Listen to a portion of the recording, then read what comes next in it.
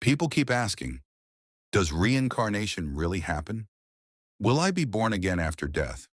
Will I meet my loved ones again? The question itself comes from a deep attachment to the body and identity. You see, the I that asks the question is not real. The one that dies, the one that fears death, is merely a temporary pattern of memory and desire. Reincarnation is not of the person, it is of the process. When you say, I will take birth again, who is this I? The body? It perishes. The mind? It dissolves with it. The name, the face, the identity, they belong to time and are destroyed by time. What remains is existence itself, the universal consciousness. So no, the reincarnation of the yashti, the individual, does not happen. The individual self is a mirage, a construct. The one you call me never existed as a fixed entity. What continues is the samashti, the total, the whole, the universal energy that flows through all beings. Look at nature. A leaf falls, decays, and becomes soil. That soil nourishes a new tree.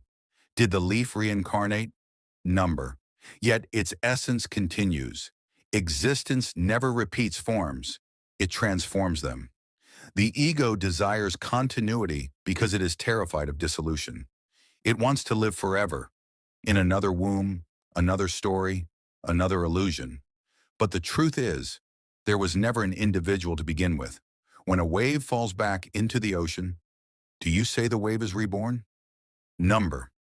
The wave was never separate. It was always the ocean dancing.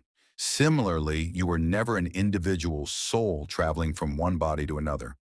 You are the ocean itself, timeless, deathless, infinite.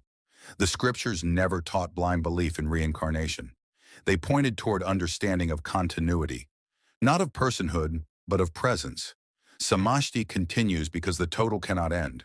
Energy transforms, consciousness expresses in new forms. But vyashti, the separate individual, is a mental fiction. If reincarnation were real in the personal sense, tell me, why don't you remember your past life? Why does the so-called soul need amnesia?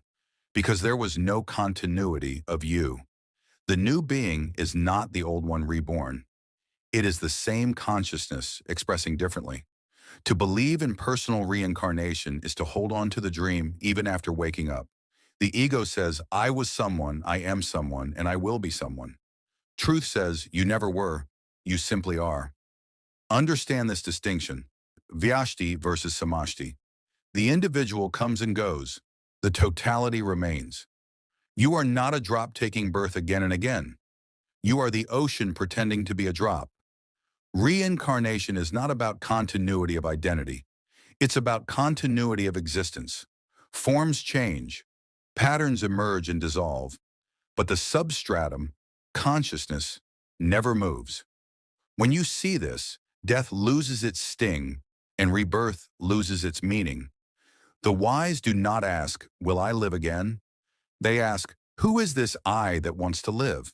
When you truly inquire, you find there is no one there. Only awareness, still and infinite. So no, reincarnation as people imagine it, a personal soul traveling body to body, is an illusion. But life continues in another way.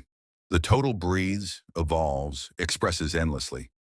The cosmos reincarnates, not the person. Samashti continues, vyashti ends. You don't need another birth. You only need to wake up to what you already are. The source itself, not the traveler. The end of the illusion of individuality is the end of the need for reincarnation. When you know yourself as awareness, you see, birth and death belong only to the body, not to you. You were never born, you will never die. You are the stillness beneath all movements, the silence beneath all sounds. Reincarnation ends where realization begins.